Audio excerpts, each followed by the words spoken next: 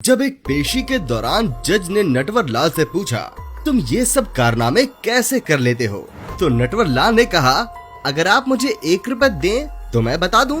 जज ने उसे अपनी जेब से 1 रुपया निकाल कर दिया। तो नटवर लाल ने कहा, बस ऐसे ही मैं किसी को ठगता नहीं हूँ, लोग अपने आप ही मुझे अपने पैसे दे देते हैं। ऐसा था भारत का सबसे शातिर ठग, एक ऐसा ठग जिसके बारे में जितनी भी कहानियां सुनाई जाए वो कम है, जिसके नाम 100 से ज्यादा मुकदमे और 113 साल की जेल की सजा है। इस व्यक्ति के पास न जाने कितने अमीर सेठों की चुराई हुई संपत्ति मौजूद थी। नाम था उनका नटवर लाल। हालांकि 2009 में नटवर लाल की मौत हो गई, लेकिन उस समय तक नटवर लाल इतने प्रचलित हो चुके थे कि अगर किसी ठग को मान दिया जाता था तो उसे नटवर लाल के नाम से बुलाया जाता था। इस ठग के कई किस्से मीडिया में चर्चित हैं। आज की इस वीडियो में हम आपको इस ठग के बारे में आपको कही कुछ अनसुनी बातें बताएंगे। ये वीडियो बड़ी ही दिलचस्प होने वाली है, तो इसे अंत तक जरूर देखें।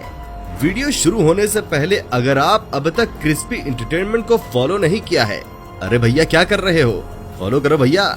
नटवर लाल बिहार के सिवान जिले के जिरदई गांव में पला बड़ा था। इसी गांव से भारत के पहले राष्ट्रपति राजेंद्र प्रसाद भी हुआ करते थे। दोनों ने ही LLB की डिग्री हासिल करके वकील के रूप में अपना दौर शुरू किया था। लेकिन जहां राजेंद्र प्रसाद भारत के पहले राष्ट्रपति बने, वहीं नटवर लाल ने राष्ट्रपति भवन ही बेच डाला। नटवर लाल ने अपने जीवन में 1 बार संसद भवन और राष्ट्रपति भवन बेचा, जबकि 3 बार ताजमहल और 2 बार लाल किला भी बेच चुके थे। दरअसल नटवर लाल नकली कागजात और फर्जी सिग्नेचर करने में माहिर थे और इसी के बदौलत उन्होंने ये सारे कारनामे कर दिखाए थे। उसे इस बात का अंदेशा तब हुआ जब बचपन में एक पड़ोसी ने नटवर लाल को बैंक से कुछ पैसे निकालने के लिए भेजा।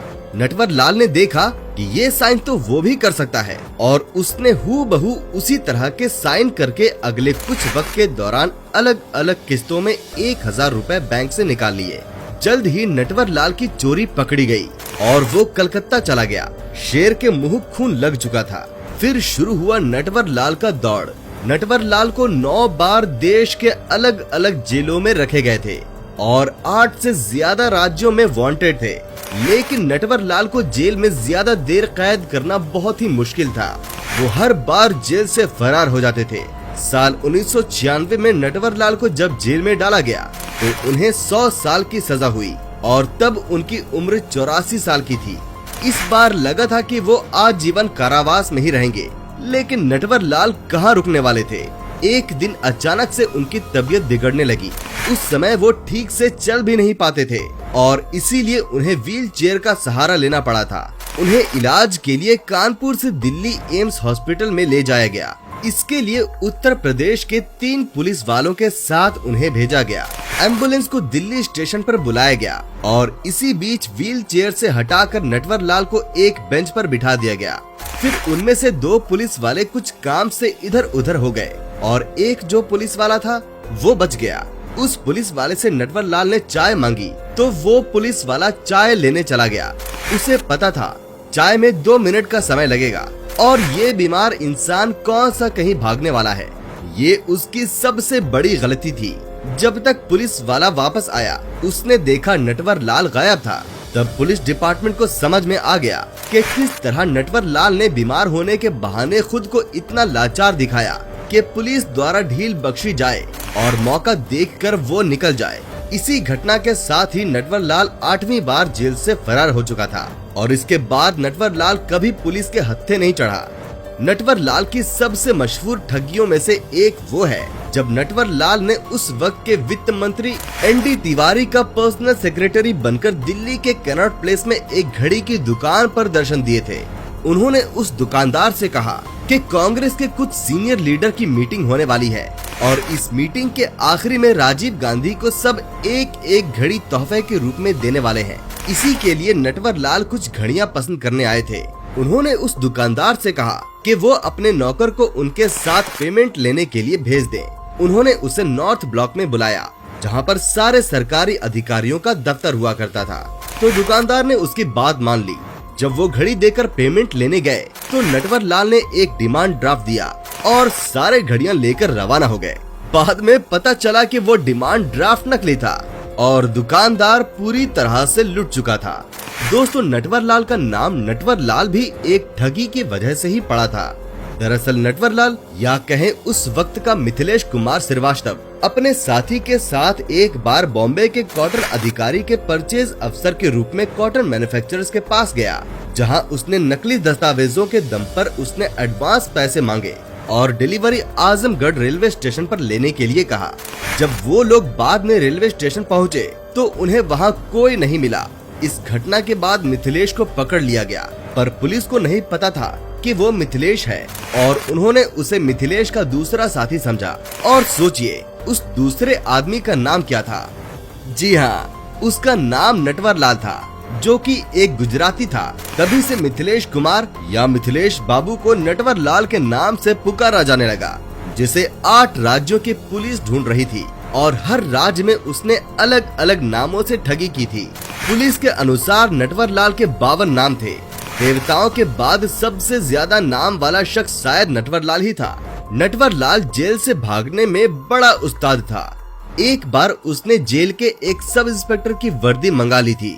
उसने जेल के गार्ड्स को लालच दिया कि उसके पास एक अटैची है जिसमें काफी रुपए हैं और अगर वो उसका जेल दरवाजा खोल दे तो वो उन्हें पैसे दे देगा। लालच में आए उन पुलिस वालों ने उसके लिए ताला खोल दिया और सब इंस्पेक्टर की ड्रेस पहन नटवर लाल शांति से बाकी पुलिस वालों के सैल्यूट स्वीकार करता हुआ आगे बढ़ गया।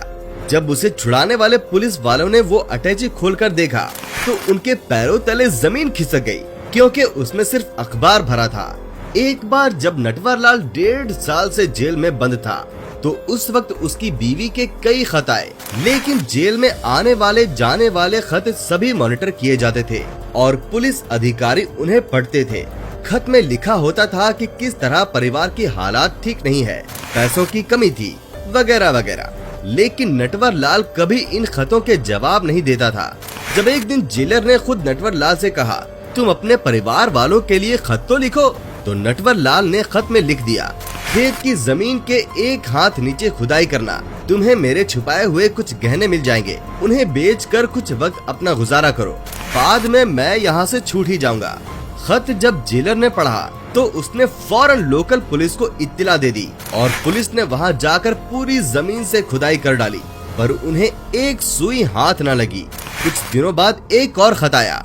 जेलर ने खत पढ़ा तो उसे मालूम पड़ा कि ये खत नटवर लाल के लिए नहीं उसके लिए लिखा गया था, जिसमें उसकी बीवी ने खेत जुतवाने के लिए जेलर साहब को शुक्रिया और उनकी लंबी उम्र की कामना भेजी है। नटवर लाल की इन्हीं बातों की वजह से आज भी उनके गांव में उनका नाम बड़े इज्जत से लिया जाता है। कहते हैं एक बार नटवर लाल 3 गाड़ियों के काफिले के साथ अपने गांव पहुंचे थे। वहां उन्होंने सभी गांव वालों के लिए एक महाभोज का आयोजन किया और जाते जाते सभी को 100-100 रुपए भी दिए। इसके अलावा भी गांव वालों पर नटवर लाल के काफी एहसान थे। बच्चों की पढ़ाई से लेकर लड़कियों की शादी तक नटवर लाल ने हर काम में गांव के किसी न किसी घर की मदद जरूर की थी, जिस कारण गांव में आज भी उन्हें मिस्टर नटवर लाल कहते हैं। तो दोस्तों, ये थी भारत के सबसे मशहूर चोर नटवर लाल की कहानी। आपको ये कहानी कैसी लगी हमें कमेंट में जरूर बताइएगा। अगर आपको वीडियो अच्छी लगी है तो इसे लाइक और शेयर करें। मिलते हैं अपनी अगली वीडियो में, तब तक के लिए धन्यवाद।